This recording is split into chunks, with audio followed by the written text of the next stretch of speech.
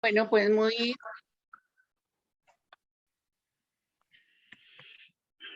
bien.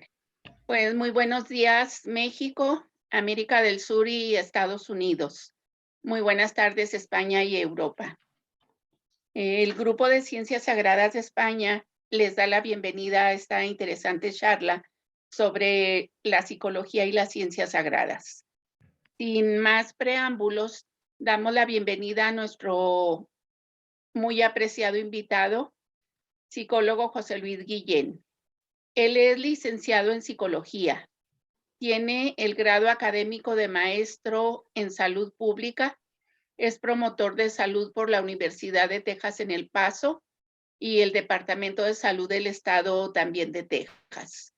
Es conferencista e instructor sobre temas de salud, desarrollo humano, trabajo en equipo y manejo de conflictos. Ha sido docente de la Universidad Autónoma de Ciudad Juárez, Chihuahua, de México, y es miembro del Comité Académico Nacional de Psicólogos para el Centro Nacional de Evaluación para la Educación Superior, conocido como Ceneval. Es instructor de técnicas de relajación, meditación, yoga, manejo del estrés, trabajo en equipo, manejo de conflictos, manejo de las emociones y sensibilización, manejo de la depresión y autoestima. Lleva 40 años impartiendo talleres, cursos y conferencias en México y Estados Unidos, entre otras profesiones y actividades que él realiza. Bienvenido y tiene la palabra José Luis Guillén Navarro. Muchas gracias por la oportunidad que me dan de compartir con ustedes. Voy a compartir algo que yo considero que es pues una parte muy mínima de lo que yo he conocido de lo que es la psicología. Entonces, bueno, este tema de la psicología y las ciencias sagradas, pues realmente pudiéramos decir que todas las disciplinas están asociadas a las ciencias sagradas. Podemos decir la química y las ciencias sagradas, la física y las ciencias sagradas, la matemática y las ciencias sagradas, pues realmente todas las ciencias, todo el conocimiento lo podemos vincular con lo sagrado. Entonces yo les agradezco mucho esto. Yo creo que de lo que he conocido, de lo que he estudiado un poquito de lo que es la psicología y las ciencias sagradas, me dan de cuenta que caminé 1 milímetro en el conocimiento y me doy cuenta que me faltan como años luz todavía por adelante. Entonces, pues esta es una aportación y ya cada quien sabrá cómo seguir investigando, seguir buscando, seguir vinculando, porque pues este es el camino que no tiene fin, ¿verdad? Pues avanzamos un poco y cada vez que avanzamos nos damos cuenta de que sí avanzamos, pero hay mucho por delante todavía. Entonces quisiera compartir mi pantalla, si me habilitan ahí para compartir mi pantalla. Me dicen, creo que sí, ahí voy. Entonces, no estoy habilitado. Sí, sí que puede. ¿Ya? Ok.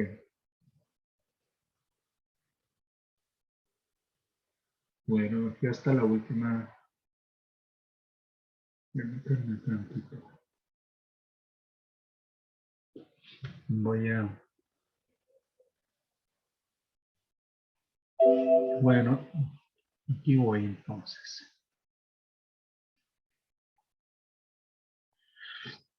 Bueno, entonces, como decíamos, el tema de hoy es la psicología y las ciencias sagradas, como vemos un poquito. Yo voy a hablar un poquito de la historia de la psicología, de la parte pues que yo conozco, porque pues es un conocimiento muy antiguo y muy amplio. Entonces, bueno, lo primero que les quiero aquí compartir es el símbolo este que representa la psicología. Cuando yo daba clases, bueno, desde que estaba estudiando, yo pertenezco a la red GETU desde hace más de 45 años. Y cuando estaba estudiando psicología, pues yo me interesé por estudiar también algo de astrología. Entonces, yo siempre investigué qué significaba este símbolo, porque decían es el símbolo de los psicólogos. Yo decía, bueno, ¿y este símbolo qué representa, no? Dice, no, pues ese es la psique de los psicólogos. ¿Qué significa la psique? Pues es el símbolo, de ahí, hasta ahí llegábamos. Entonces, de pronto yo les decía, bueno, es que la psique representa el alma, psique quiere decir alma. Y ellos me decían, no, pero es el símbolo de los psicólogos nada más. Entonces, en el vocabulario de los antiguos griegos, se hacía referencia con este símbolo al aire frío, que empleaban este símbolo como lo relacionaban con el aire o el soplo que el ser humano exhalaba al morir. Entonces, yo creo que todos hemos visto por ahí que cuando una persona se va a otro plano, luego se dice que puede perder hasta 3 kilos porque se va el cuerpo astral o se desprende el alma. Bueno, ellos a eso le llamaban la psique. Y bueno, también se relacionaba mucho la tradición de los antiguos griegos con la vida. Entonces se hablaba del eros y de la psique. El eros es la vida. Acuérdense que se habla del eros y thanatos, que es la vida y la muerte. Bueno, entonces ellos lo relacionaban así, con el eros y con este símbolo, que es el tridente de Neptuno, porque yo les decía a mis compañeros y después a mis alumnos cuando di clases en la universidad, ahorita estoy jubilado, y yo les decía, bueno, ¿qué significa el tridente? Este es el tridente de Neptuno y tiene muchos simbolismos este tridente. Para algunos representa el Padre, el Hijo, el Espíritu Santo. Para otros representa también el pasado, el presente, el futuro, representa muchas cosas. Pero aquí hay un detalle muy interesante. O sea, ¿quién es el que tiene el tridente? Pues lo tiene Neptuno, el dios de las aguas. Y indagando un poquito más sobre este tema del simbolismo de la psique o del tridente de Neptuno, pues Neptuno es el dios de los mares, de las profundidades, y también representaba pues el dios del inconsciente, o sea, la parte más inconsciente. Por eso se decía que estaba en las profundidades de las aguas. Entonces hay muchos simbolismos ahí muy interesantes de esto. Y hubo una época muy amplia donde no se podía hablar del alma, por ustedes saben, por cuestiones del dominio del cristianismo, que decía los únicos que pueden hablar del alma o hacer referencias al alma, pues es la religión. Los demás estaba prohibido que hablaran del alma, que usaran ese término. Pero hasta el siglo XV, más o menos por ahí, surge un teólogo alemán, un teólogo, bueno, ya lo pongo aquí, hacemos el cambio, el teólogo alemán Felipe Melanchthon. Él fue el primero que empezó como teólogo, fue parte de la de separación que tuvo la iglesia en aquel tiempo, de los calvinistas, él fue parte de eso. Y entonces él como teólogo, él empezó a decir de que la psicología era el estudio del alma. Y realmente eso es lo que significa la palabra psicología. Es tratado del alma o estudio del alma. Entonces, ¿cómo no lo vamos a vincular con las ciencias sagradas si estamos hablando del estudio del alma? Pero también queda así mucho tiempo vetado este tema porque la iglesia no permitía que se hablara del alma más que los que eran pues, religiosos y menos que se hablara del tratado del alma. Fue una época de oscurantismo muy prolongada, de muchos años. Entonces se mantuvo así, pero fue de los primeros que empezaron a decir, no es que sí, el término psicología es el estudio del alma. Y bueno, se hace todo un recorrido de la psicología.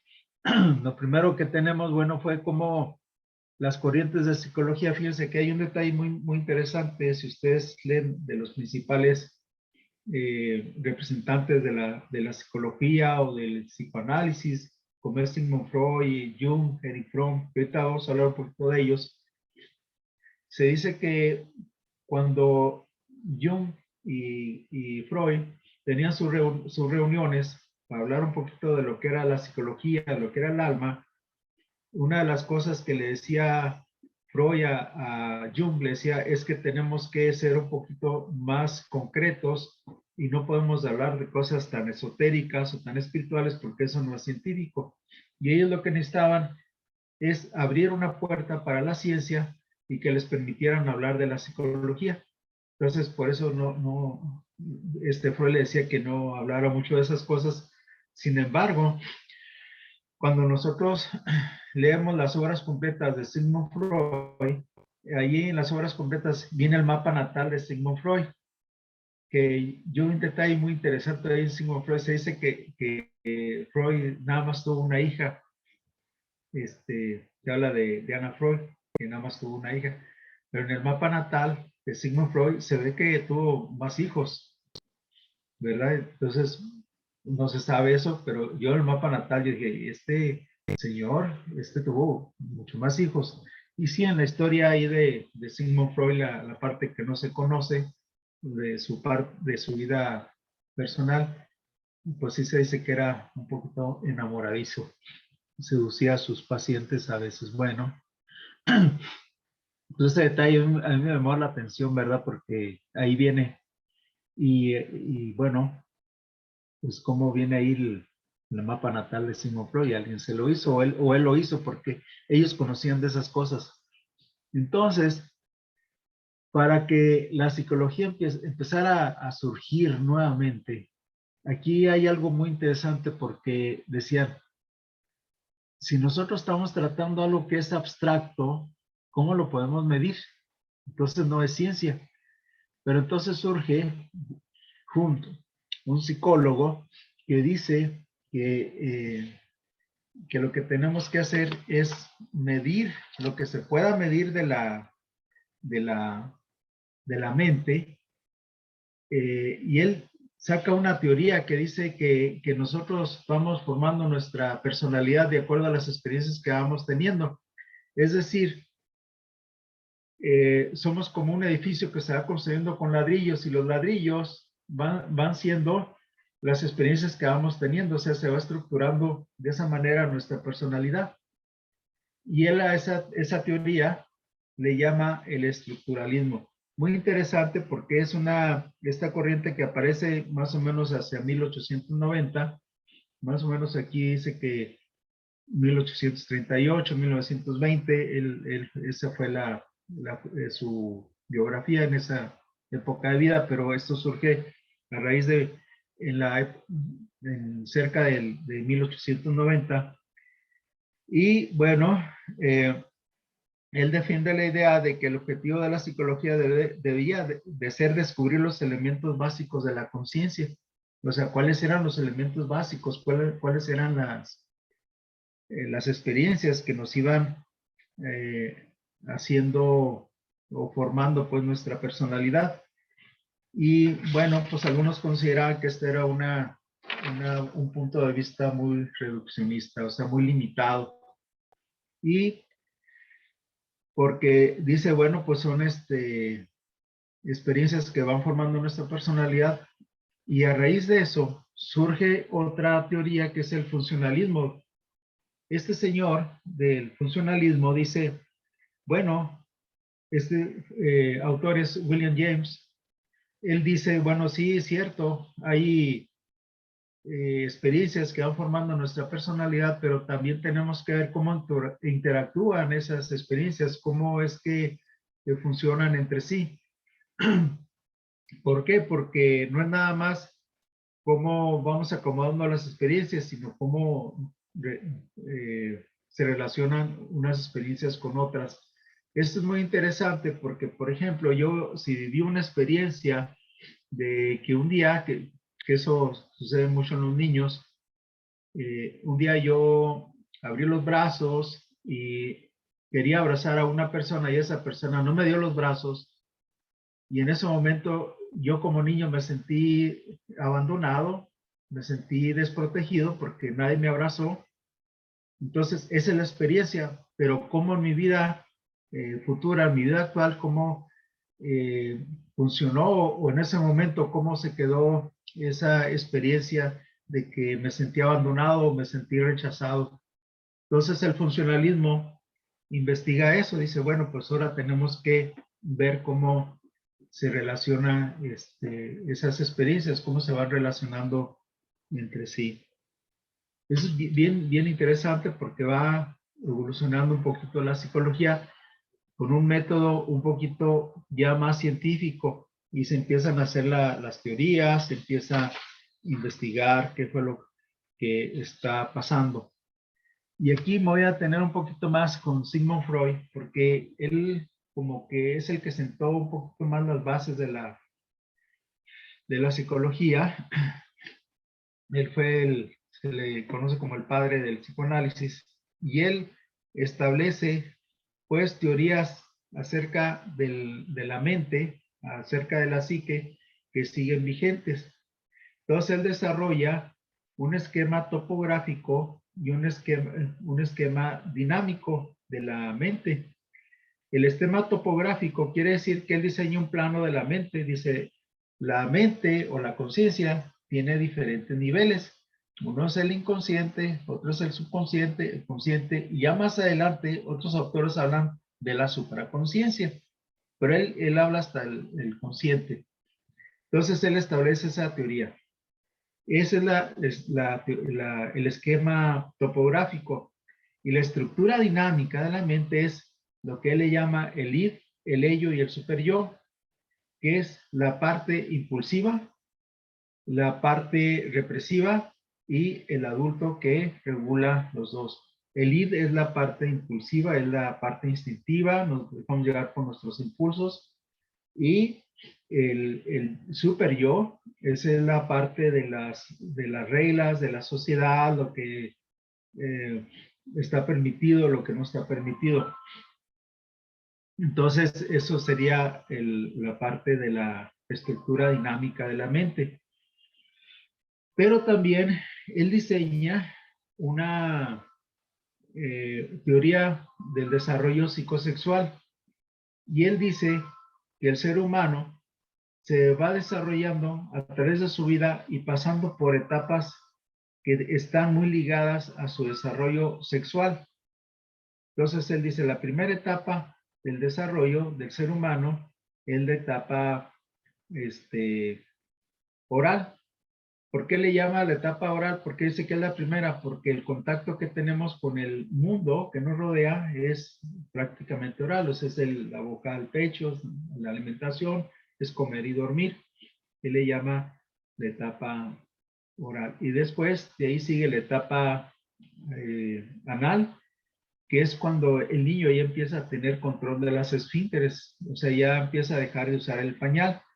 Y luego tiene otra etapa que es la etapa fálica, que es una etapa como de descubrimiento de su personalidad, y luego ahí hay una etapa que le llama complejo de castración, ¿verdad? Porque que ahorita yo creo que no aplica esa parte, sino creo que aplica mucho porque en aquella época, cuando los niños, cuando empezamos a explorar nuestro cuerpo, nuestros genitales, pues nos decían que eso era algo prohibido, que era algo sucio, y venía como una etapa que se le llamaba complejo de castración, ¿verdad? O las niñas, cuando veían que ellas no tenían pene, también ellas pensaban que era como un castigo. Eso es lo que dice Freud, ¿verdad?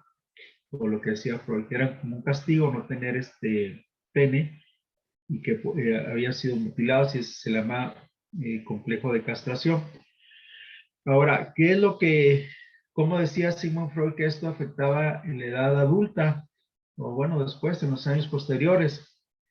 Decía que si una persona no había resuelto bien su etapa oral, pues ahí teníamos una persona que era muy dependiente. Decía, si una persona no superó esa etapa, no la manejó bien, entonces va a ser una persona dependiente, que puede ser una persona drogadicta, alcohólica, por ejemplo, o puede ser una persona que dependa mucho de otra persona, o dependa de algo. Entonces, Generalmente con las personas que son alcohólicas, pues se dice que tuvieron una etapa oral mal resuelta. La etapa anal mal resuelta, esa tiene que ver con las personas que son muy controladoras. O sea, el control de las esfínteres después se refleja en la manera de cómo uno quiere controlar el mundo que nos rodea. Queremos controlar a las personas, queremos controlar todo el tiempo. Y bueno, hay un punto de equilibrio en eso, todas estas cosas, ¿verdad? Porque si no nos damos cuenta, podemos caer en un punto de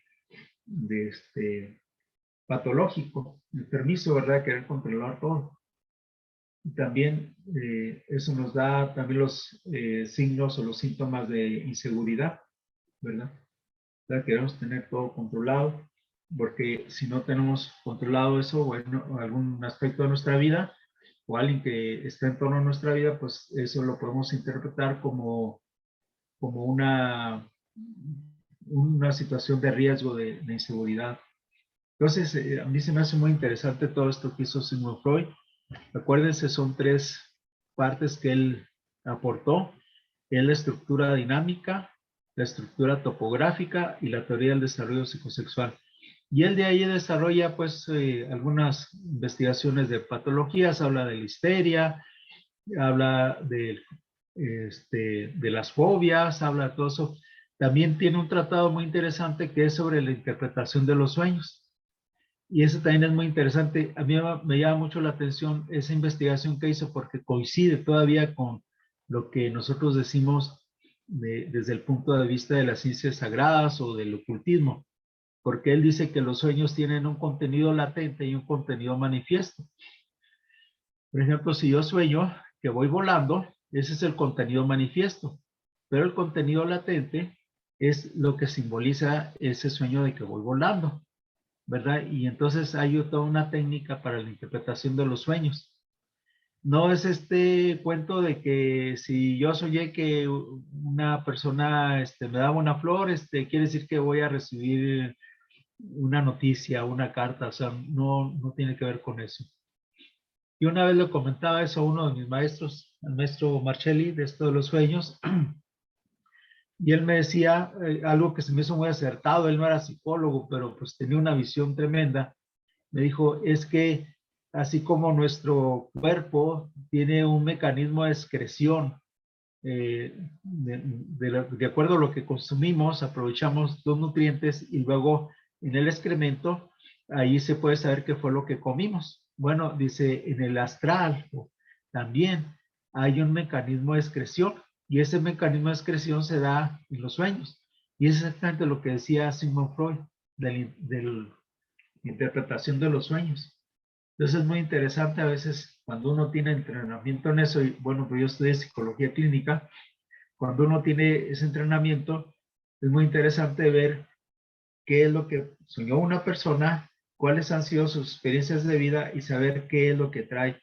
Yo tengo a veces sueños muy repetitivos, yo soy jubilado y sueño seguido que estoy dando clases o que voy a dar clases o sueño que estoy estudiando, ¿verdad? Y bueno, pues todo eso me dejó una experiencia profunda de cuando yo era estudiante y cuando fui académico. Eso me dejó una experiencia ahí profunda. Pero tiene interesante. Entonces acuérdense de esto. Estructura dinámica, estructura topográfica, desarrollo psicosocial y la interpretación de los sueños. Bueno, dejo otras cositas más por ahí. Si voy muy rápido me dicen, ¿verdad? Porque luego, como vamos con el tiempo, voy bien. Ok, luego ustedes me van diciendo. Bueno, aquí hay este tema. No sé si ustedes han leído este libro, se lo recomiendo. Se lo recomiendo. Y luego me dicen qué les pareció, porque este libro, Budismo, Zen y Psicoanálisis, no sé si lo conocen. Pónganme allí en el chat si lo han leído este libro. Cuando yo estaba estudiando psicología, pues él me interesó investigar un poquito de Erich Fromm, de Jung, y de Freud, obviamente. Y entonces yo les preguntaba a mis maestros, oigan, aquí está este libro de budismo, zen y psicoanálisis. ¿Y saben qué es lo que se decía en aquellos tiempos? Decían es que en esa etapa, Erich Fromm como que tuvo un trastorno mental y se inclinó por esas cosas que no tienen que ver nada. Y entonces lo desechaban. O sea, eso no era tema de estudio en las universidades, en las facultades de psicología. Decía, pero ¿por qué no? Y a mí se me hacía muy interesante. Entonces, este libro, y lo pueden conseguir ahí en Google, ahí está en PDF, pero también, bueno, si lo tienen en su librito, eso es maravilloso este libro. Entonces, este libro nació en un seminario sobre budismo, zen y psicoanálisis que se realizó bajo los auspicios del Departamento de Psicoanálisis de la Escuela de Medicina del UNAM, fíjense, en México.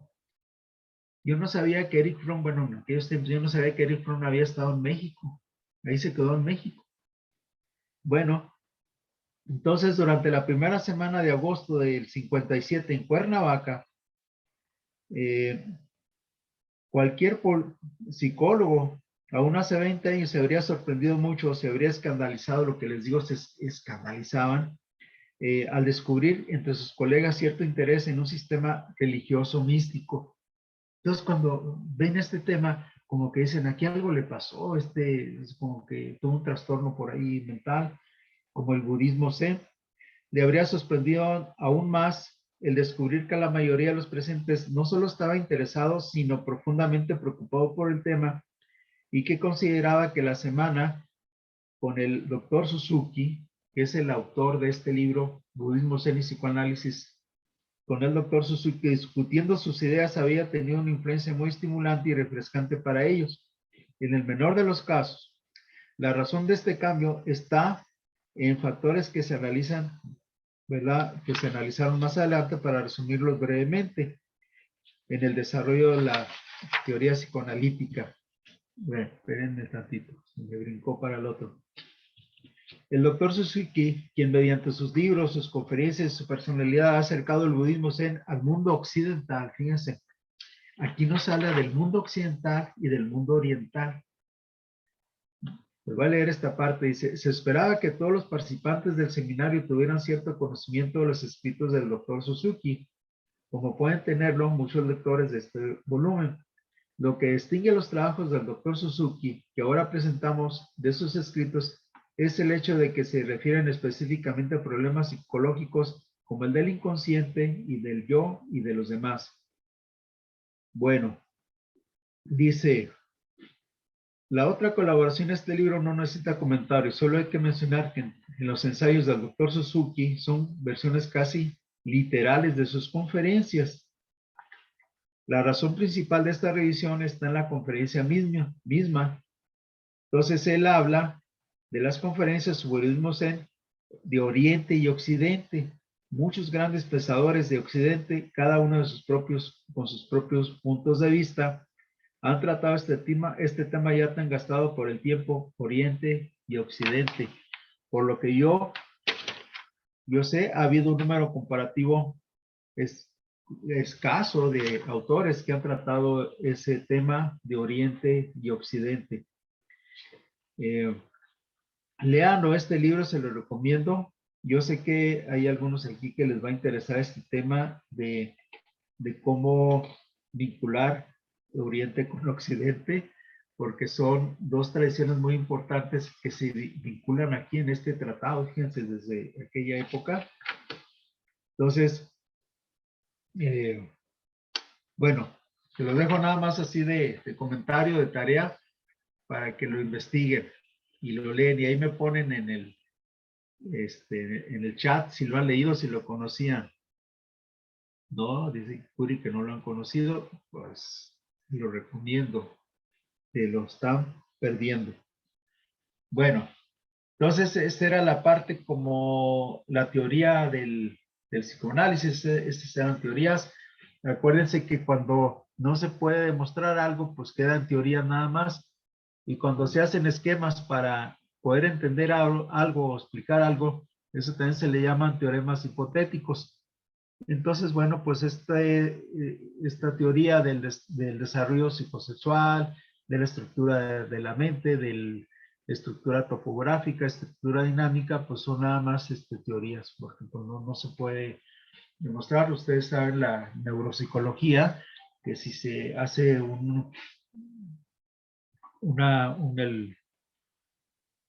scan del cerebro, pues no se va a encontrar ahí la imagen de un plátano, de una manzana, ¿no? No hay nada, simplemente hay neuronas y hay dendritas y hay pues nada más hay electricidad ahí, reacciones bioquímicas, pero no hay imágenes de nada, absolutamente de nada.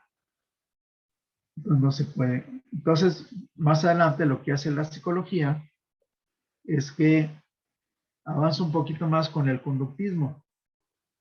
Ahora, ¿qué es lo que hace el conductismo? Fíjense que aquí hay algo muy interesante del conductismo. El conductismo dice, para que esto de la psicología pueda ser científico, lo que necesitamos es poderlo medir, porque acuérdense que la ciencia se basa en lo que puede observar y medir.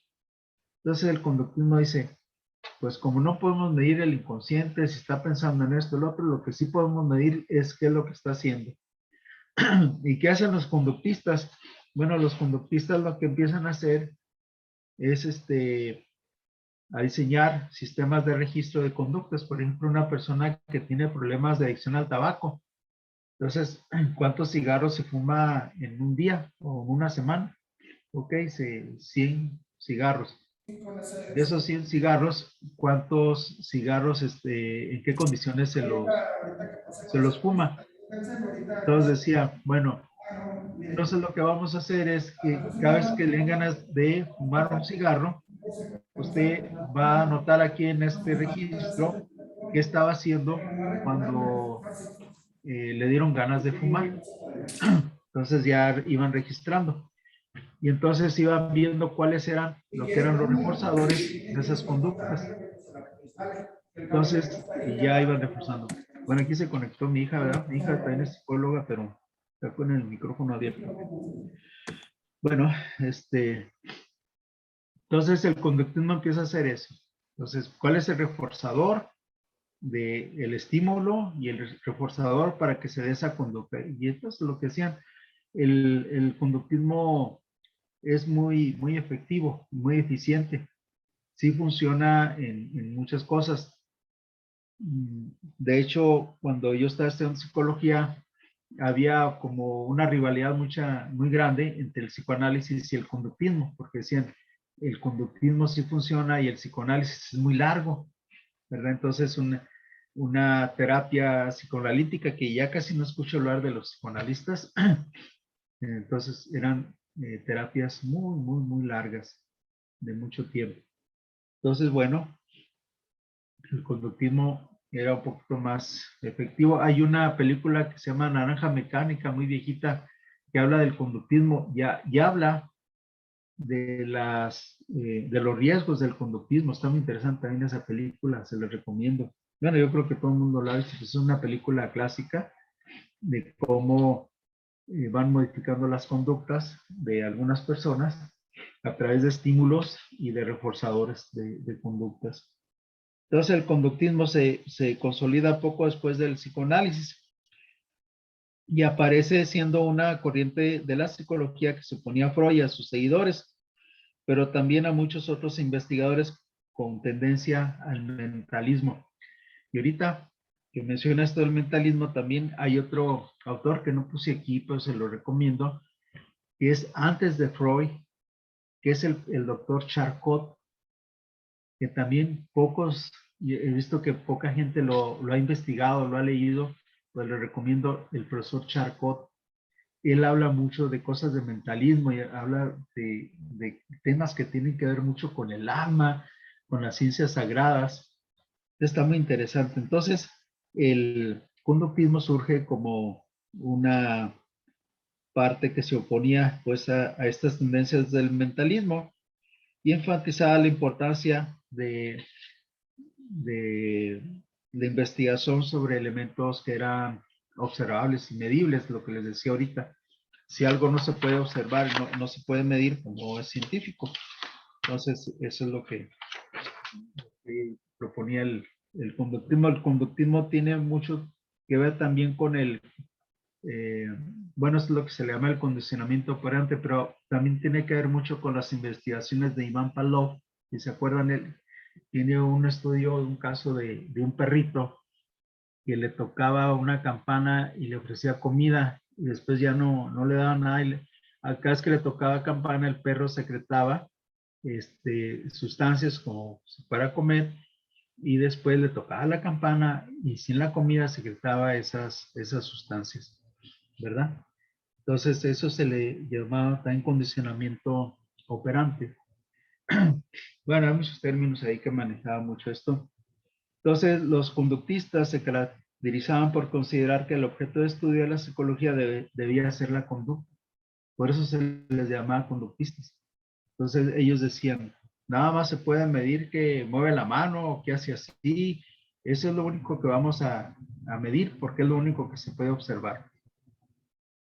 Y ellos estaban en contra de lo que se le llamaba los procesos mentales. Decían, pero pues eso no se puede medir. Entonces, pues eso no es científico. Pero a pesar de que los conductistas querían basar su trabajo en el estudio de la materia y no del alma, eso no significa que se dedicasen a estudiar el cerebro tal y como lo haría un neurólogo. O sea, sí se metían a estudiar el cerebro, a ver qué es lo que pasaba por ahí. A diferencia de los biopsicólogos, para hacer su trabajo, los conductistas no necesitaban conocer detalles sobre lo que ocurre en nuestro sistema nervioso. No, ellos no necesitaban eso.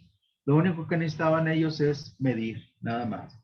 En vez de eso, se centraban en estudiar las relaciones que se crean entre los estímulos y las respuestas, los reforzadores que les decía ahorita. Entonces ellos hablaban de estímulos negativos, estímulos positivos, reforzadores.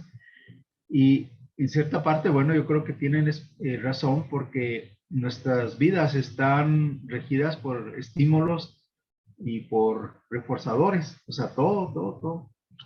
Entonces, por ejemplo, los que somos miembros de la GFU, de la orden, decimos, bueno, yo estoy aquí nada más por servir y todo eso, bueno, pero los reforzadores existen en todo, porque existen los estímulos y a veces, pues, los estímulos nos refuerzan conductas que no son adecuadas o buscamos un reforzador o una compensación de una manera que no es, pues, correcta o no es ética.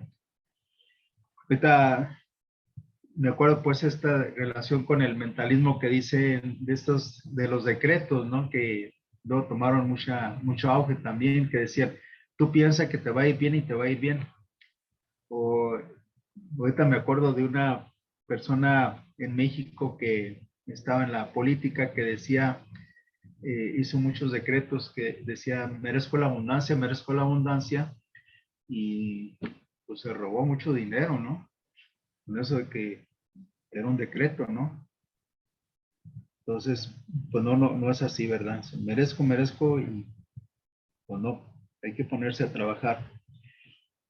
Entonces, también lo que hacían estos conductistas, Skinner y Watson, que son los que tengo por aquí, pues era ir aportando, ir modificando conductas a través de los estímulos y de las respuestas.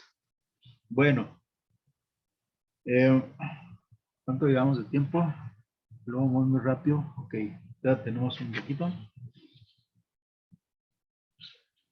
Ok, bueno, hay muchos estudios que ellos hicieron con... Yo me acuerdo cuando estaba estudiando psicología, teníamos un laboratorio de conductismo y teníamos ahí palomas, teníamos ratones y bueno, hacíamos experimentos. Teníamos una clínica que, por cierto, ahorita parece que ya no está funcionando porque modificaron los planes de estudio, pero sí aplicada para muchos trastornos de personalidad. Bueno, después de esto viene la teoría Gestalt. También es algo así interesante. La teoría, esta corriente, que que surge en Alemania con este autor, con Fritz Perls. Para estos investigadores, tanto al ver una imagen como al tener una idea, somos capaces de crear una imagen global acerca del entorno y sus potencialidades. En vez de limpiarnos o acumular información pieza por pieza acerca de lo que nos rodea y luego hacer que estos elementos se encajen. Por ejemplo, al resolver un puzzle o vamos probando hasta que por la casualidad lo conseguimos, sino que nos aparece una imagen de la resolución del problema en forma espontánea. Entonces ellos hablan de la relación de elementos, algo así como el estructuralismo, más o menos, pero ellos dicen, bueno, y ahora, en el aquí y ahora, ¿cómo está aplicando eso? ¿Cómo está?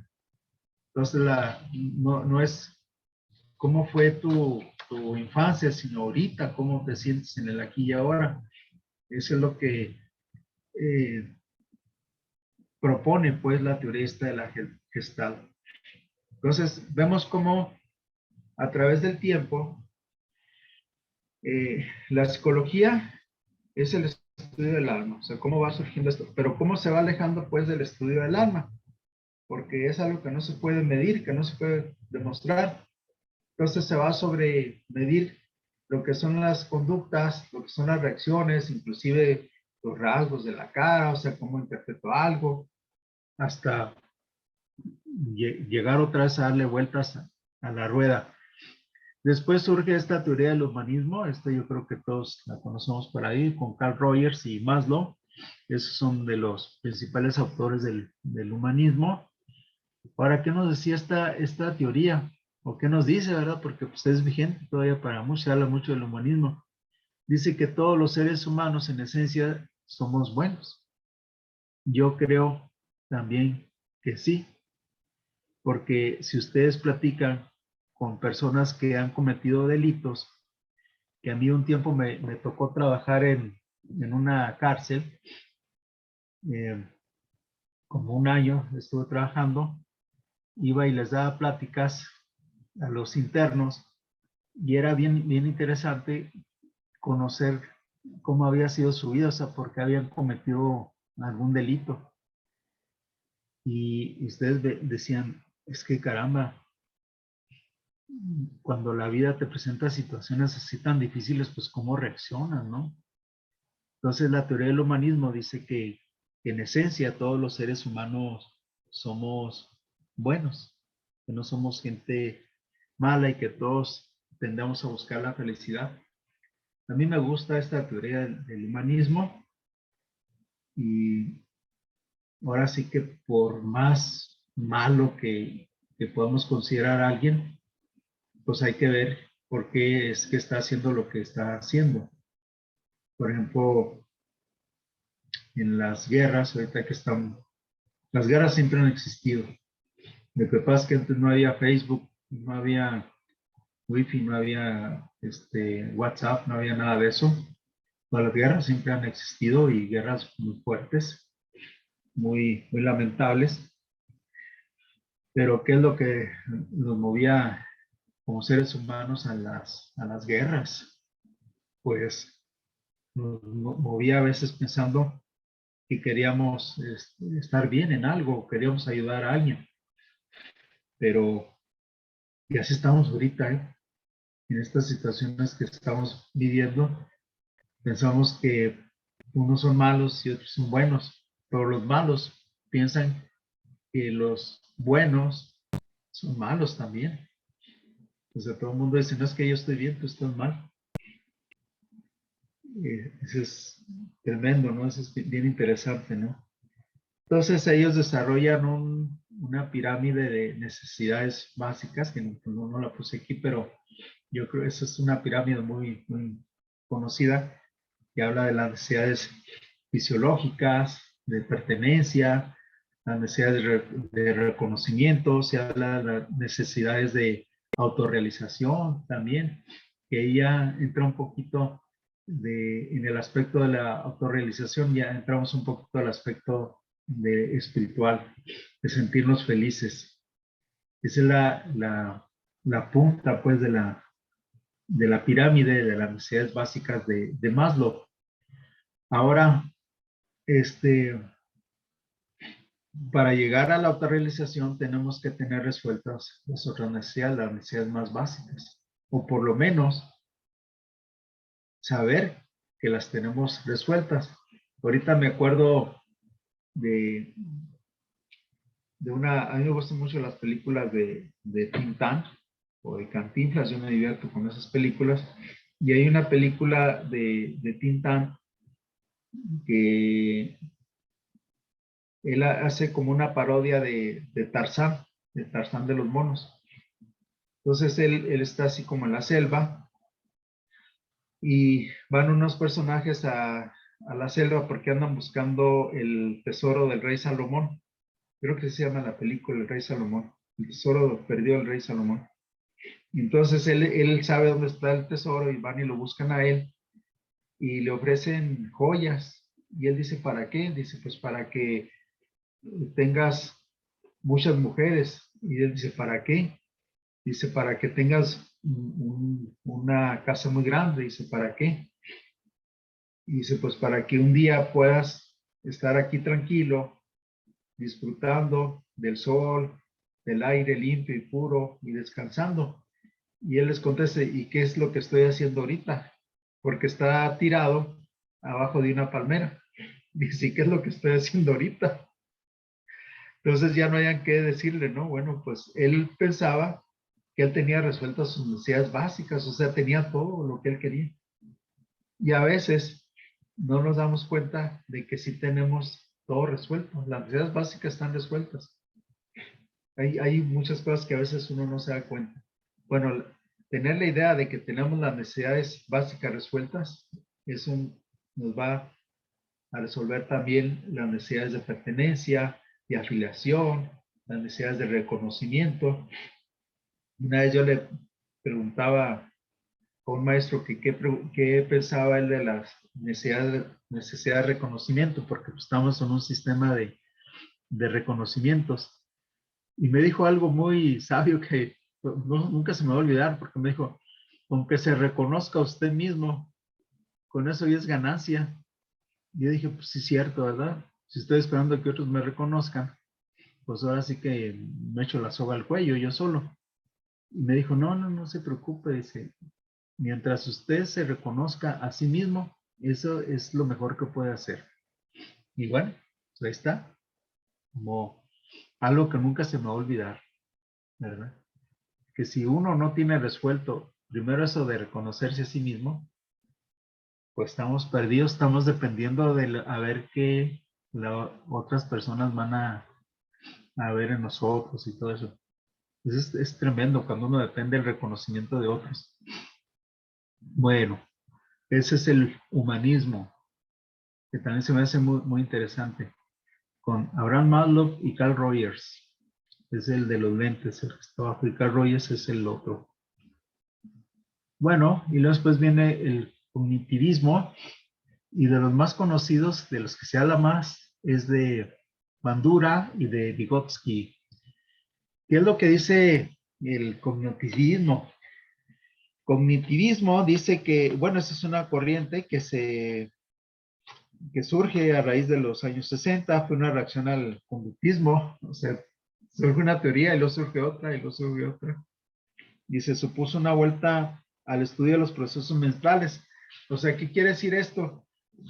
Que tiene que ver mucho de cómo yo interpreto las cosas, cómo yo interpreto las experiencias. Sí, es bien interesante. O sea, ¿qué significado le voy a dar a las experiencias que yo tengo? ¿Cómo las voy a asimilar? O sea, ¿cómo las voy a procesar esas experiencias? Y bueno, así en síntesis es eso. O sea, cómo si yo tengo la pérdida o tengo la ausencia de un ser querido, todo eso, ¿cómo lo voy a interpretar? Y yo me pongo a pensar un poco en esto. Cuando yo era niño y decían, el niño fulano de tal, se quedó huérfano porque se murió su papá y su mamá. Y eso era terrible porque era una tragedia decir, es huérfano. sea, ¿cómo lo puedo interpretar eso? Y pues, uno tenía pánico, ¿no? De que no se fuera a morir el papá y la mamá de uno. Pero después de muchos años, pues muere mi papá y luego después muere mi mamá y ahora yo pienso, yo estoy huérfano. O sea, pero ahora ¿cómo lo interpreto? ¿Cómo lo interpretaba de niño y cómo lo interpreto ahora? Porque de niño para mí era una tragedia y ver a un niño que se le había muerto su mamá y que dijeran que era huérfano, era terrible y así, híjole, pobre niño, ¿no? Y los veía uno así con lástima y entonces, gracias a Dios, la vida nos otorga muchas herramientas para todas estas situaciones. Como dicen, Dios aprieta pero no ahorca. Entonces hay un mecanismo que se llama resiliencia y los niños tienen una capacidad de recuperación tremenda, gracias a Dios. Eso es muy bueno, porque si no tuviéramos esa capacidad de recuperación, pues ahora sí que nos quedamos traumados para todos los días de nuestra vida. O estar pensando ahorita, si yo pienso ahorita que soy huérfano y a veces yo platico con mi esposa, le digo, yo recuerdo cuando mi papá me ponía los calcetines, que yo me hacía así que no me quería mover y mi papá desesperado me agarraba y me ponía los calcetines, me empezaban a vestir y yo me hacía así como lacio porque me gustaba que me vistiera, hasta que ya después de buen rato pues ya se esperaban y con un grito pues ya reaccionaba yo, pero ahora pienso, bueno, yo ahora soy huérfano, pero bueno, tengo todas las herramientas para salir adelante, ¿verdad? Hay muchas cosas que el miedo a la muerte, eso es de lo más terrible también que le tenemos pánico. Aunque decimos que al cabo vuelva a nacer y la vida sigue allá en otro plano y todo eso, pero tenemos miedo. Sí. El miedo es una emoción básica del ser humano.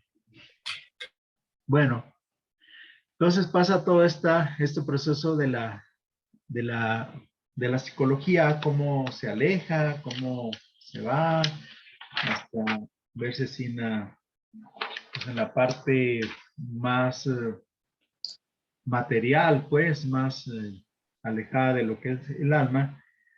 Pero entonces regresamos otra vez de cómo se origina la psicología, al menos hasta lo que conocemos. Hay muchas cosas, ¿verdad? Que hay muchas corrientes, muchas culturas que se habla del alma, pero de las que más conocemos, pues, es de la filosofía de los griegos, en este caso de Platón, que él hablaba de la psique, hablaba del alma, el mundo de las ideas, hablaba de la transmigración de las almas, que no es otra cosa más que la encarnación. De eso hablaba Platón. Y entonces, bueno, ahí se quedó en el olvido esa parte, pero ahora se está recuperando otra vez. Es como Platón hablaba de la transmigración de las almas, del mundo de las ideas, del mundo empirio, hablaba de todas esas cosas.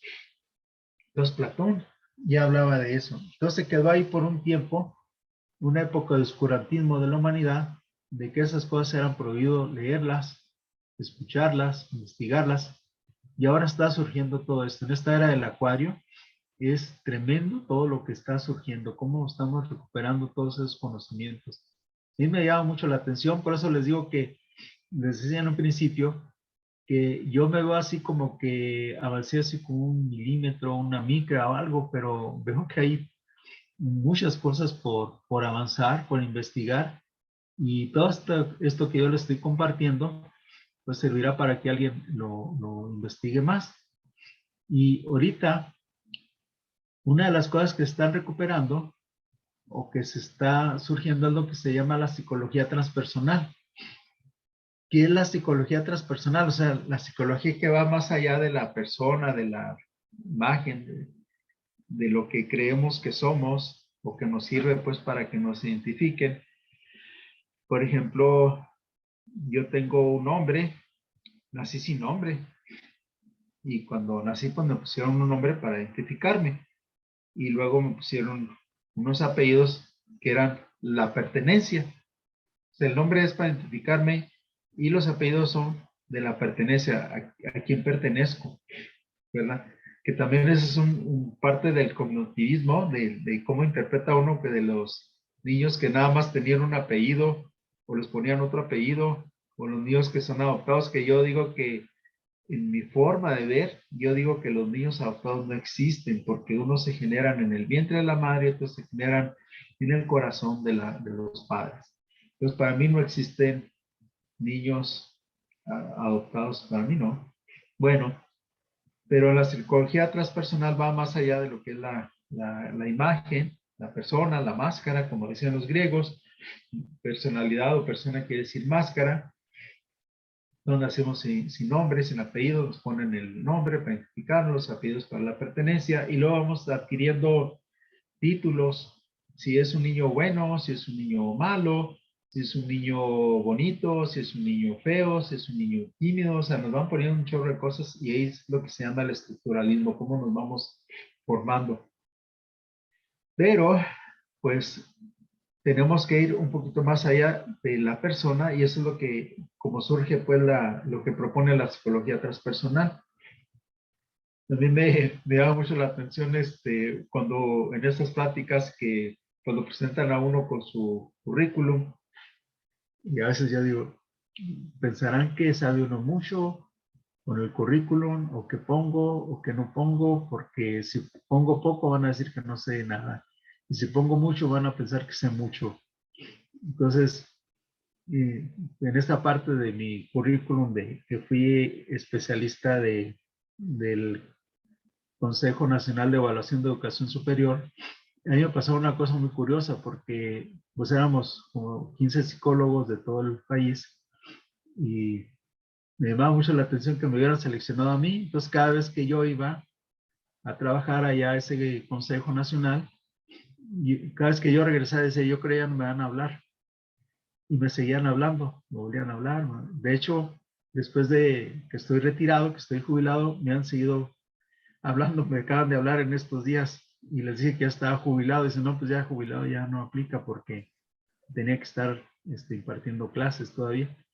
Pero aún todavía me siguieron hablando y eso me llena de orgullo. Pero cuando yo iba a esas reuniones de ese trabajo, de ese Consejo Nacional de Evaluación de Educación Superior, yo decía, ¿por qué me llaman? Y me preguntaban parte de mi currículum y decía, pues, ¿qué les pongo? No sé si he dado como más de 60 o 70 materias diferentes en todo lo que he trabajado, o sea, ¿cuáles pongo, no? Y entonces me decían, pues ponga una, ¿no? Bueno, pues ponía 3 o 4, ¿no? Y luego, pues, decía, ¿y esto van a pensar que sé mucho o que no sé nada? Me enfrentaba con psicólogos muy jóvenes, recién egresados, que tenían una capacidad enorme, ¿no? Y yo decía, me avientan a la jaula de los leones con estos jóvenes, ¿no? Y ellos, les gustaba mucho que les hablara yo de esto del budismo zen, del psicoanálisis, cosas que ellos no conocían, fíjense, del profesor Charcot, de Jung, Jung tiene un tratado que se llama Los Arquetipos del Alma, que es un tratado de psicología, digo, de astrología. Y yo les hablaba de eso, que ellos no lo conocían, fíjense, y ellos se interesaban en lo que yo sabía. Y como que esa era mi bandera, yo decía, pues de esto no conocen ellos y pues de quién me agarro, ¿no? Y, y ellos conocían mucho más cosas del hipnotivismo, de las teorías nuevas, ¿no? La psicología transpersonal y todo. De hecho, cuando me jubilé, rompí muchas cosas. Dije, estas constancias ya no me sirven, esto ya no me sirve. Lo único que no, pues los tengo los títulos ahí guardados en un cuadrito. Pero me deshice de muchas cosas. Entonces, la psicología transpersonal va más allá de esas cosas que tenemos. Y lo que dice aquí, dice una indagación sobre la naturaleza del ser, esencial del ser. Esa es la psicología transpersonal. Una indagación sobre la naturaleza esencial del ser. ¿Qué es lo que realmente somos? No somos el nombre, no somos el apellido, no somos los títulos, no somos los grados. O sea, ¿qué es lo que realmente somos? Como yo le decía a un amigo que me preguntaba de los grados que se dan acá en la orden, en la que yo le decía, Mira cómo es tu vida, tú eres feliz, te sientes bien, estás contento, pues eso es lo que vale, ¿no? Eso es lo que vale. Si tú te sientes bien, si eres feliz, eso es lo que va a valer. Entonces, esa es la indagación sobre la naturaleza del ser. Y luego, ¿qué es? Dice, acepta la espiritualidad del ser humano, fíjense. Otra vez, o sea, se va desde las cosas que pueden ser medibles, observables, desde la conducta, cuántas veces fuma, cuántas veces tose, cuántas veces mueve la mano así, cuántas veces parpadea, o sea, lo que podían medir los conductistas. Y ahora, otra vez, como que le da vueltas, y ahora otra vez está hablando de la espiritualidad del ser humano. Y conecta lo psicológico con lo espiritual. Y me da mucho la atención esto porque siempre se habla de un plano mental, de un plano espiritual, y luego se habla de un plano divino, de un plano sagrado. Bueno, aquí ya están hablando del alma y del espíritu. Fíjense, la psicología transpersonal. Entonces ya estamos hablando que otra vez la psicología regresa a su punto de partida, regresa a ser una ciencia que se vincula con las ciencias sagradas, porque ya estamos hablando de lo espiritual. Dice, se me hace muy interesante. Dice, es la posibilidad de vivir estados no ordinarios de conciencia. Acuérdense que hay estados de conciencia que son alternativos y otros que son alterados.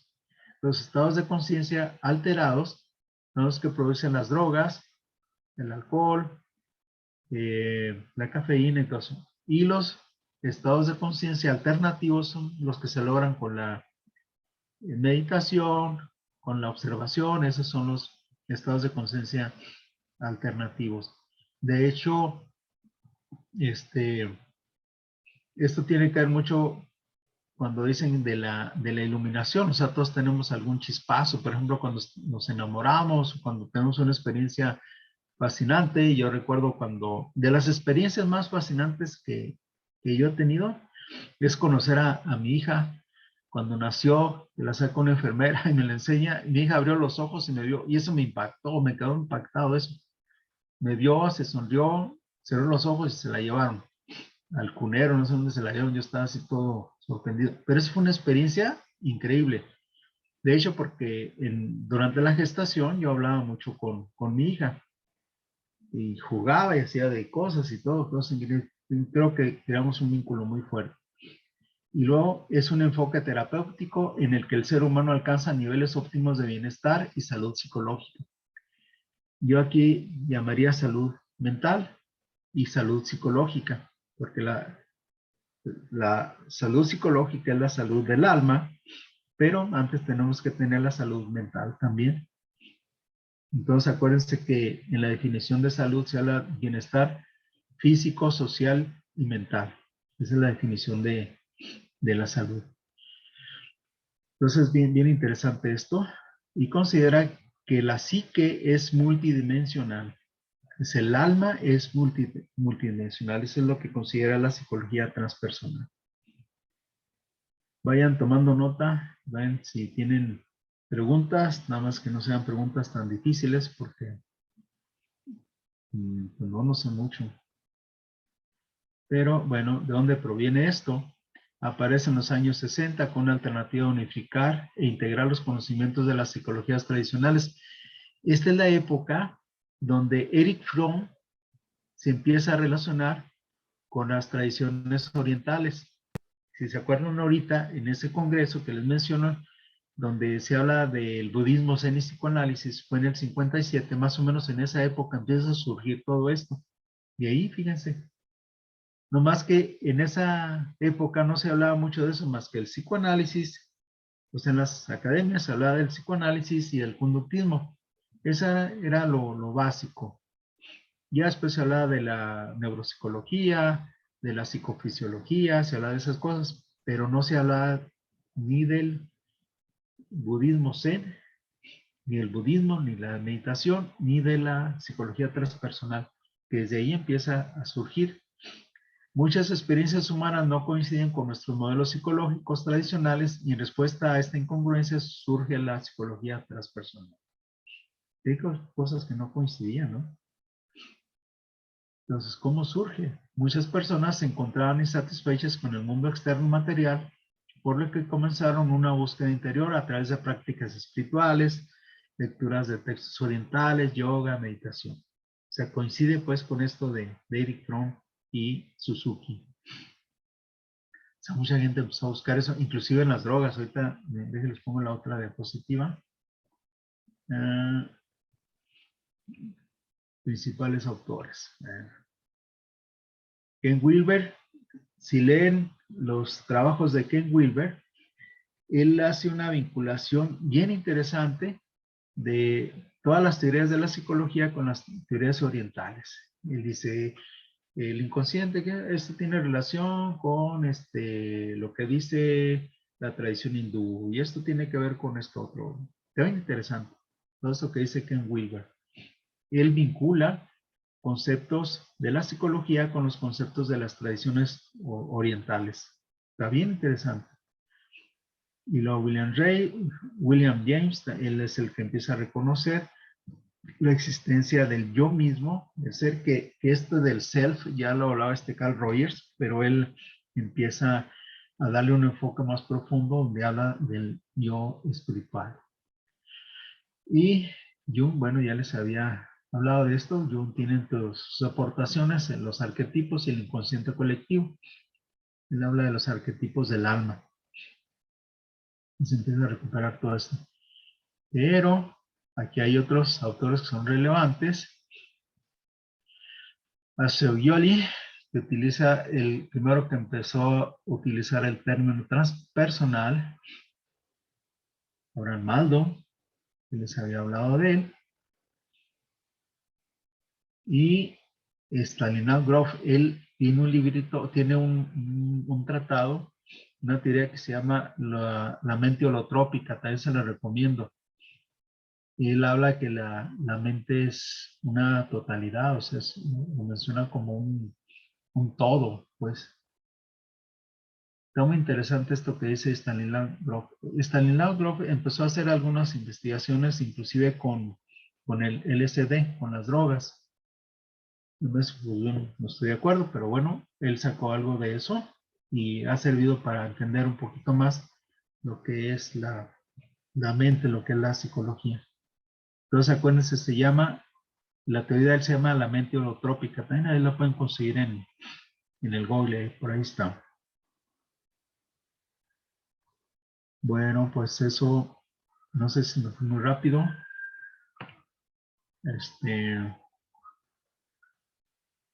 Yo de repente me acelero, porque no tengo el tiempo medido.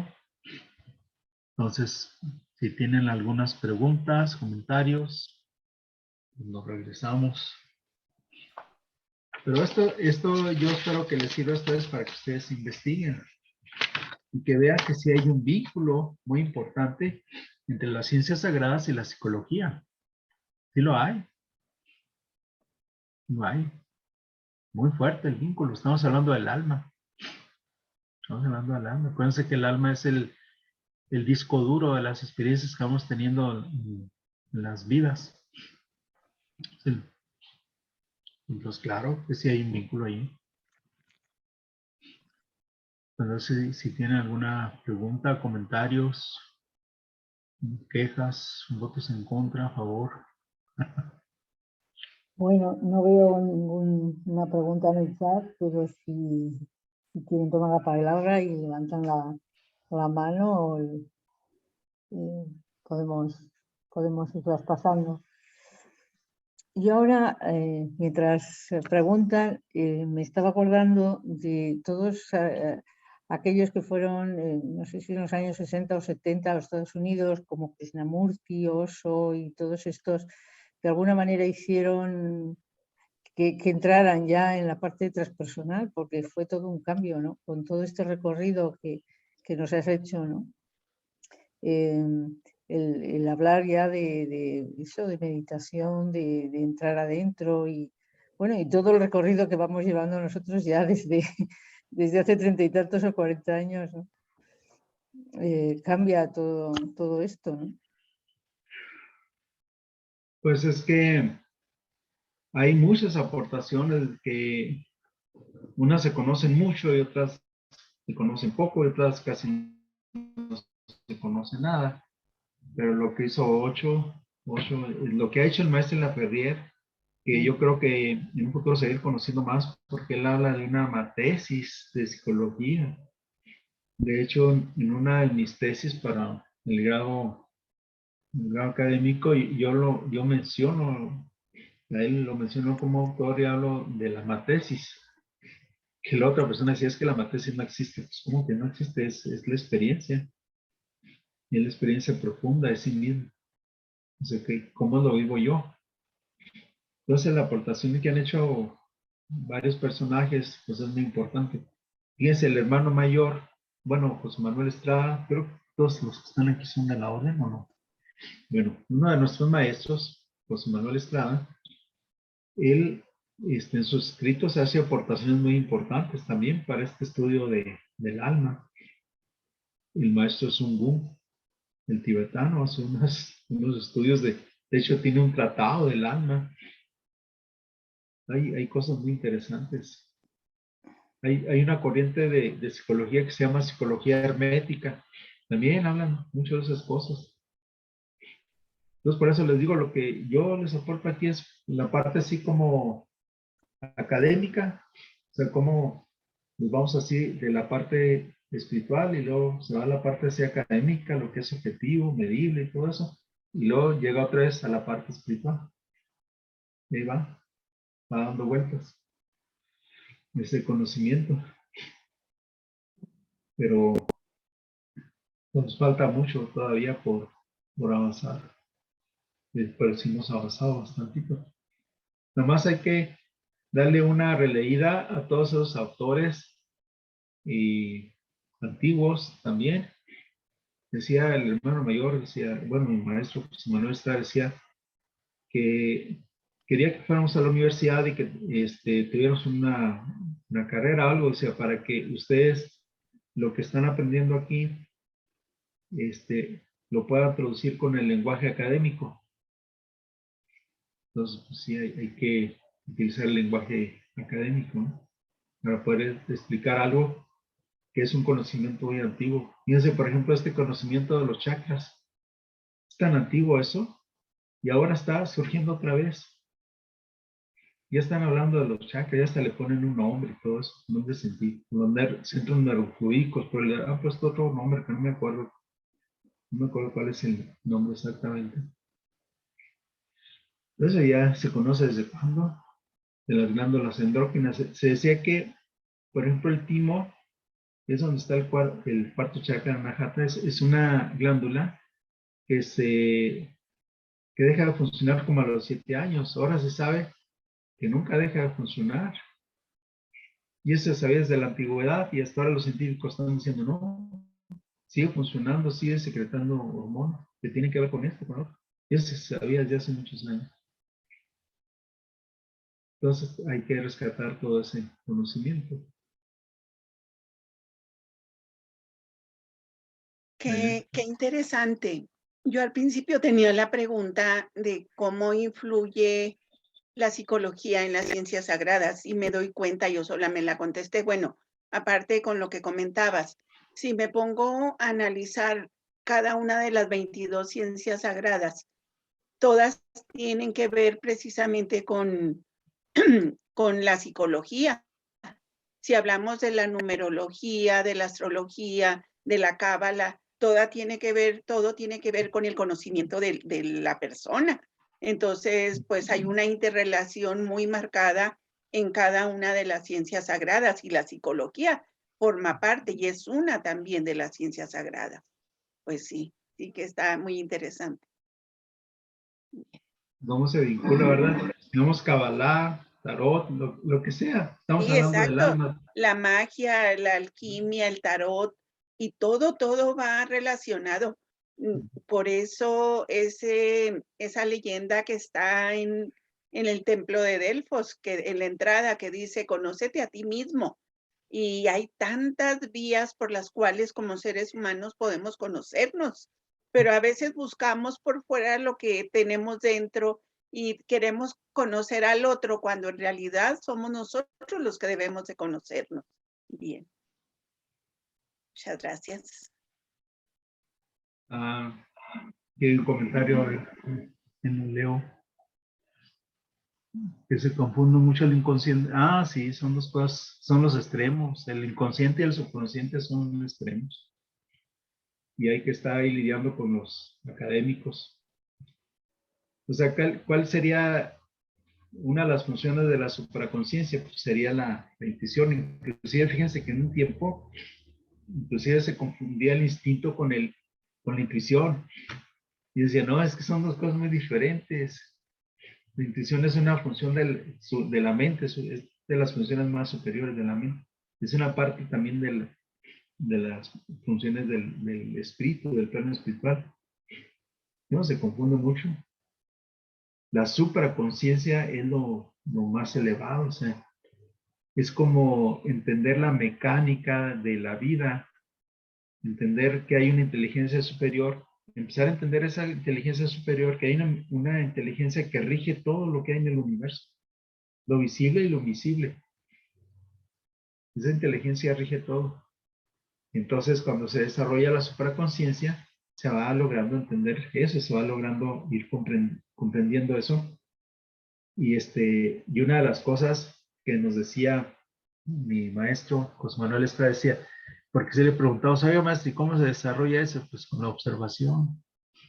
Se aprendan a observar, no pierdan detalle. Me acuerdo que una vez le decía un amigo, ahí le decía, oye maestro, pues eso ya nos ha hecho lo mismo. Dice, sí, decía, ya hasta tengo callo en la lengua, está repitiendo lo mismo. Dice, pero para que lo practiquen, dice, no pierdan detalle. Dice, la observación, observen y empiezan por observarse a sí mismo. Y eso va desarrollando la supraconsciencia. Y después, miren, hay cosas muy sencillas con esto de la superconciencia, no es que uno se vuelva evidente ni nada de eso, pero yo sé que si no duermo, yo sé que me voy a sentir mal, pues no necesito ser vidente. Sé que si como mucho, sé que voy a subir de peso. Sé que si como mal, sé que me voy a enfermar. O sea, no es que sea evidente, ni necesito ir con el nutriólogo, ni nada. O sea, yo tengo que saber eso. Sé que si fumo, me voy a enfermar de los pulmones. O estoy en riesgo, pues, son los factores de riesgo. No necesito ser evidente. ¿Verdad? Pues es la supraconsciencia. El inconsciente, pues es lo que está ahí oculto, que surge de manera simbólica en el subconsciente. María Dolores, se llama mi hermanita adorada. Hermano, buenas tardes. Yo le pregunto, mire, yo hace 2 años presenté una etapa depresiva con crisis de ansiedad y también crisis de pánico, pero la psicología transpersonal, ¿en qué me puede ayudar? Yo estoy en un proceso todavía de recuperación, aunque ya pasaron 2 años, no me siento totalmente bien. Llevo tratamiento, me atiende un psiquiatra, pero yo entré a esta plática porque dije, pues es que hay herramientas para continuar y sí me han bajado dosis de medicamentos, pero todavía no estoy liberada de los medicamentos. Entonces, esa es mi pregunta, ¿cómo me puedo apoyar en la psicología transpersonal? Mira, una de las cosas que yo le sugiero es que primero observe todo lo que hay en su entorno.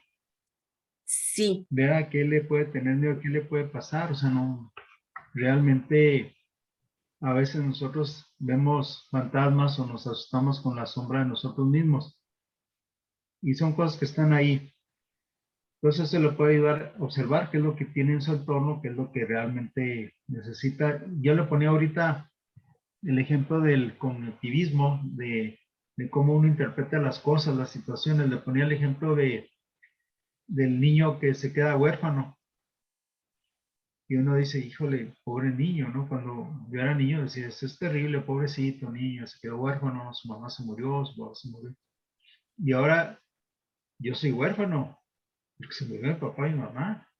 Pero ahora, ¿cómo lo interpreto? Ahora ya crecí, ya maduré y tengo confianza. Me doy cuenta que tengo las herramientas para salir adelante, que puedo ayudar a mucha gente que salga también adelante. Me doy cuenta de que no pasa nada, que ellos cumplieron un ciclo, están bien. Entonces, qué bueno que ellos cumplieron, les agradezco mucho que hayan sido mi papá y mamá, que me han traído al mundo, aún mi mamá con la chancla y entonces mi papá que se desesperaba conmigo, pero yo tengo las herramientas, todo eso me sirvió para que yo tuviera una capacidad para salir adelante. Entonces yo le recomiendo que observe todo lo que tiene. Miren, les voy a poner una tarea porque me dijo Mati que les pusiera una tarea antes de que se me olvide. Ahí va la tarea antes de que se empiecen a salir. Y eso le voy a dar mucho a usted, María Dolores. Mediten Sí, sobre por qué eligieron ustedes a su papá y a su mamá. ¿Qué es lo que su papá y su mamá les han aportado para esta encarnación? ¿Y por qué se los aportaron? Esa tareita se las voy a dejar. O sea, revisen, analicen desde cómo se llamaba su papá, cómo se llamaba su mamá, si pueden analizar cómo se conocieron y todo. Y luego cómo era su papá y su mamá, cómo lo trató su mamá, cómo lo trató su papá, cómo era su carácter, por qué eran así, o sea, por qué yo los escogí, por qué los elegí. Imagínense, mi papá era Acuario, que era la fiesta andando, y mi mamá Leo, que era pues sí, todo el glamour y todo eso, una luchadora incansable, mi madre. Yo digo, ¿por qué escogí a mi papá? Y mi papá era como un libre pensador, mi papá andaba todo el día en la calle y todo eso. Mi papá, yo me acuerdo que me ponía a hacer muchas cosas. Y ahora digo, qué bueno que mi papá me trató así, mi papá me dijo esto, mi papá, fíjese, mi papá le gustaba tomar. Y un día me encontró a mí con mis amiguitos en un billar de un bar, cuando yo era adolescente, y me puso una regañada. Me dijo que yo nunca debería estar ahí. O sea, no me dijo, véngase, mi hijo, vamos a tomarnos una juntos. No, jamás. Mi papá jamás. O sea, ¿por qué él tomaba y a mí me dijo que yo no? Y aparte, las veces que llegué a tomar me sentí mal. Pero entonces usted medite por qué escogió a su mamá, a su papá, y bueno, eso le voy a dar mucho. ¿Qué es lo que le aportaron para que usted salga adelante? Ellos le dieron las herramientas para que ahorita supere todo eso que tiene. Esa depresión, esos ataques de pánico. Ellos ya le dieron las herramientas. Nomás observe. Observe. Ahí las tiene, ahí las trae. No pasa nada, miren. A veces uno se queda así, cuando se le poncha una llanta o algo, se cae una así, y no falta alguien que llegue y que le dice, te ayudo. ¿Cómo nos pasa? Yo hace poco fui a Chihuahua, no sabía dónde me iba a quedar, y de repente me habla Mate y me dice, ¿ya tienes dónde quedarte? Y yo le dije, pues, me dijeron que sí, y llego y no tenía. Entonces yo hablo a Mate y le digo, fíjate que siempre no tengo dónde quedarme. Dice, bueno, pues vente a quedar aquí a mi casa, porque que ella me había dicho antes. Y además, yo siempre me he quedado en su casa, desde hace muchos años. Pero siempre va a haber alguien, siempre va a haber alguien que le va a ayudar a uno. Entonces usted observe, porque si hay gente que el psiquiatra le está ayudando, pero usted tiene las herramientas ahí y observe en su entorno quién más le está ayudando. Entonces lleven eso de tarea. ¿Por qué escogieron a su papá y a su mamá? Dice, no, es que yo nunca conocí a mi papá. Bueno, ¿y por qué escogió a su papá que nunca conoció? Hubiera escogido otro, ¿no? Ya se fue mi hija, ¿no? Pero mi hija dice que me va a volver a escoger de papá. Pero a veces dice uno, bueno, pues ¿por qué me tocó con esta persona? ¿Qué es lo que necesitaba uno? Necesitaba mi mamá Acuario, digo, mi papá Acuario y mi mamá León. Mi mamá era bien religiosa, mi mamá me recetaba el rosario con una amiga que se llamaba Doña Concha y me obligaba a ir al rosario. Y ahora yo le agradezco mucho eso, esa parte devocional que ella me la metió con sudor y sangre, porque no era desde, no quiero ir, decía, no, vámonos a rezar el rosario y me tenía rezando. Y luego fui acólito en la misa de las 5 de la mañana, imagínense. Nada de que, oye, es muy temprano, no, levántese y hay que ir como a las 4:30 para ir a la misa con el padrecito, allá a la misa de 5 de la mañana, a hacer acólito, allá a tocar las campanas. Imagínense, desde niño eso. ¿Por qué elegí eso? Pues ahora resulta que hago el ampenaje, resulta que si voy al ARRAN, resulta que salen con eso de la armonización a las 4:30. Yo quiero hacer la armonización acostado en la camita, pero no, bueno, dicen que hay que levantarse. Entonces, ¿por qué escogió uno eso? Ahí están las herramientas. Todo lo que le enseñaron a usted, ahí para algo les va a servir, ahí lo tiene usted. Sí, muchas gracias, hermano. Muchas Y gracias. tenga fe, tenga fe. Tenga fe. Dios aprieta, pero no ahorca. No, A ver, pues a veces ya uno así que dice, oye, Diosito, sí me estás ahorcando. No, no da más de lo que uno puede resistir. Tenga fe. sí, muchas gracias.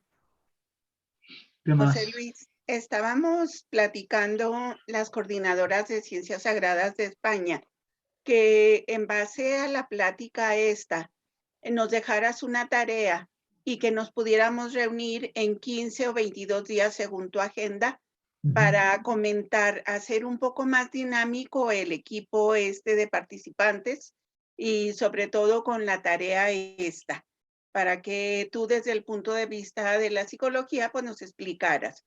Entonces, ver el dinamismo del grupo, ahorita pues éramos 20, pues yo creo que es un grupito pues muy bueno. Y ahorita, aunque ya se salieron algunos, pero podemos seguirlos invitando. Entonces, ¿qué te parece a ti? En base a lo que comentábamos las 4 personas pues que coordinamos lo de las ciencias sagradas en España. Sí, claro. Ponemos la fecha para unos 20 días si quieren. Bien, Y vayan haciendo su tarea, mediten todos los días a ver por qué escogí esta mamá, por qué escogí este papá.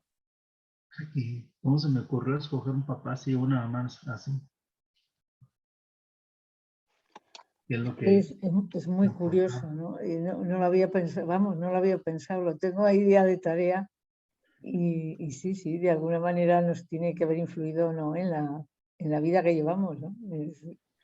En toda la educación, en todo lo que nos aportaron, ¿no? Pero bueno, sí, lo dejamos de tarea. Bueno, tengo la pregunta del principio, pero no sé, en estas etapas me parece que era de Freud, ¿no? Sobre las etapas oral, anal, fálica y el complejo de castración y todo eso, con la identificación del género. Ahora me venía aquello de la ideología de género que está ahora tan de moda con la Agenda 2030 y todo esto que lo están poniendo, que, tiene que influir. Yo además he trabajado en la educación, influir muy fuerte, ¿no? En los niños.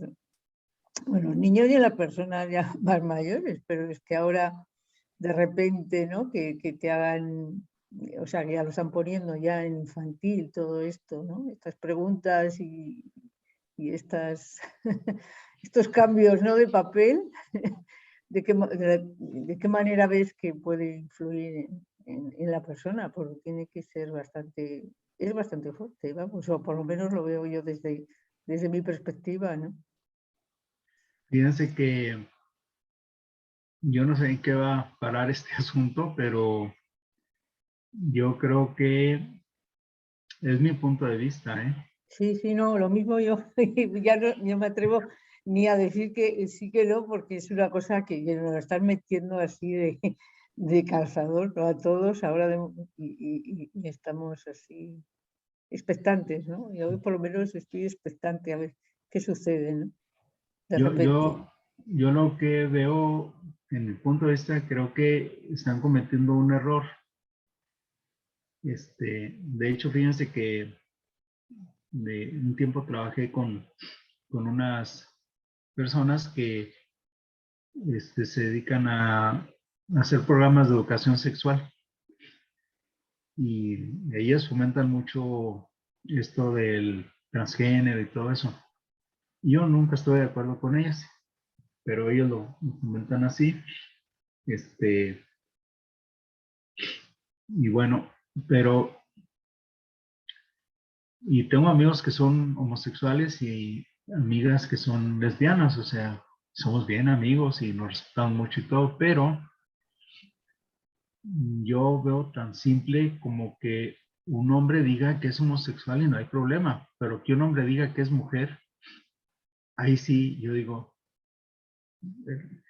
que porque esta identidad de género, pero el sexo lo dan los cromosomas. Y yo creo que si están haciendo eso, eso le está generando un karma para su próxima encarnación. Hay en la psicología, bueno, en la psicofisiología y todo eso, hay un síndrome que se llama síndrome de Klippster. No sé si lo han visto por ahí. Es un síndrome donde no están desarrollados bien los genitales, ni masculinos ni femeninos. Entonces nacen con los dos y entonces pasó el tiempo, les tienen que hacer un estudio de cromosomas para ver si es hombre o es mujer y entonces ya le dan hormonas para que desarrolle, si es hombre, ¿cómo se llaman las hormonas estas? Testosterona. Testosterona y o le dan otras hormonas según lo que encuentran ahí. Y yo creo que no está bien que estén atentando con su propia naturaleza. Yo lo que sí digo es, si eres mujer y te gustan las mujeres, está bien, pero si eres mujer, no eres hombre. Y que eso se lo estén haciendo a los niños, porque desde niños está viendo acá en Estados Unidos que hay una ley que si el niño niño dice que es niña, le autorizan una cirugía para que sea niña. El niño va a seguir siendo niño, aunque le hagan una cirugía, pero van a estar tentando contra su naturaleza. Ahora acuérdense de esto. Esto lo platicamos con el hermano mayor también. Decía, venimos 4 encarnaciones con cuerpo de hombre y 3 con cuerpo de mujer. No sé si eso lo sabían ustedes, pero eso lo dicen los maestros. Poco. Ujú. Entonces, 4 con cuerpo de hombre y 3 con cuerpo de mujer. Si en la última, con cuerpo de mujer, yo tenía mucha afición por los hombres, la otra ya me toca venir con cuerpo de hombre y sigo con esa afición por los hombres. Entonces, es una persona que va a tener tendencia, con cuerpo de hombre, tendencia a los hombres, homosexual. Si la última de hombre tiene mucha tendencia a las mujeres, la última y la siguiente ya me toca venir con cuerpo de mujer, pues va a ser una lesbiana. Entonces, eso es lo que nos explicaba el hermano mayor. Pero de que le digan a un hombre que ahora es mujer, o sea, yo no estoy de acuerdo. Están tentando contra la naturaleza y es bien delicado este tema. ¿Por qué? Porque hay mucha falta de información de todo esto. No pasa nada si son lesbianas o son homosexuales, no pasa nada. No pasa nada, pues. O sea, tuvo una afición muy grande por las mujeres y ahora viene con cuerpo de hombre, digo, con cuerpo de mujer, pues no pasa nada, pues se quedó pegado ahí. Pero no puede tentar de mutilarse, no. no se puede mutilar, o sea, porque la naturaleza ya le dio eso, para que viva la experiencia, así. Entonces, no, es como suicidarse, ¿no? Ese es mi punto de vista y es lo que yo escuché a los maestros y bueno, pues respeto. Como yo digo, bueno, yo respondo por lo mío y si tengo algo, si me piden una opinión, la daré.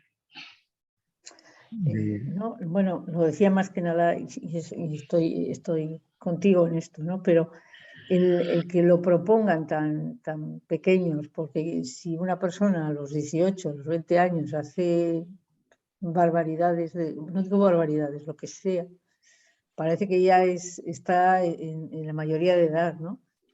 Pero si ya a los 6 años o 7 ya les proponen o les dicen algo de esto, pues ahí ya es donde veo yo más fuerte todo este tema, ¿no?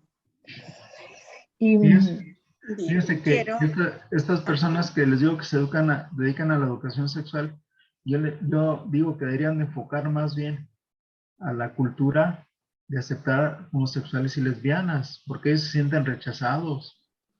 No, está bien, si eres homosexual no te sientes rechazado, siguen siendo amigos. Pero está mal enfocado, yo creo. Quererlos cambiar de sexo no se puede. antes de que se nos retire la gente, habías comentado 20 días. Es el 12 de abril, martes, pero esa semana del 10 al 17 es la Semana Santa. ¿Están de acuerdo en que nos reunamos el 12 de abril No, o que no sea lo martes. cambiamos para la siguiente semana? A la siguiente y que no sea martes, porque los martes tenemos Sí. reunión los gatos. Entonces sería el 20 de abril. ¿Les Es parece? miércoles. Miércoles 20 de abril. Ok. Bien, entonces para quienes nos están escuchando, el 20 de abril sería es la fecha para reunirnos, traer nuestra tarea, hacer esto más dinámico y cada quien traiga sus preguntas para, pues para hacérselas aquí a José Luis y ya él pues nos aportará también. Sí, ¿Estamos todos de acuerdo? Sí, está bien. inclusive para los que van a ver el video después y se pueden Sí, incorporar. Porque se está graba y bien. se publica el video, ¿verdad? Sí, sí, Para ellos. entonces el 20 de abril a la misma hora. Está bien. Muy bien. Pepita, ¿algo que decir? Puri. bueno, me acordaba, ahora que hemos inventado a los maestros que hemos tenido o tenemos, que la última frase, o sea, además es que me quedó ahí pegada, ¿no? Del maestro Marcelli, ya cuando ya estaba al final, ya que casi no podía hablar el hombre, lo que nos dijo, o por lo que le escuché, es sobre todo, sean felices. Ese fue el mensaje y me he quedado ahí como siempre lo tengo muy presente, ¿no? Cuando pienso en él, y es todos los problemas que nos hacemos, que la mayoría de las veces sí que nos vienen, después ya hablaremos el próximo día, ¿no? Pero que nos lo hacemos muchas veces nosotros solos, no, o por las influencias que ya hemos tenido, y a veces se sufre por cosas que no, no tendrían que estar, ¿no? Pero bueno, que recuerdo mucho esa frase y me ayuda mucho en mi vida.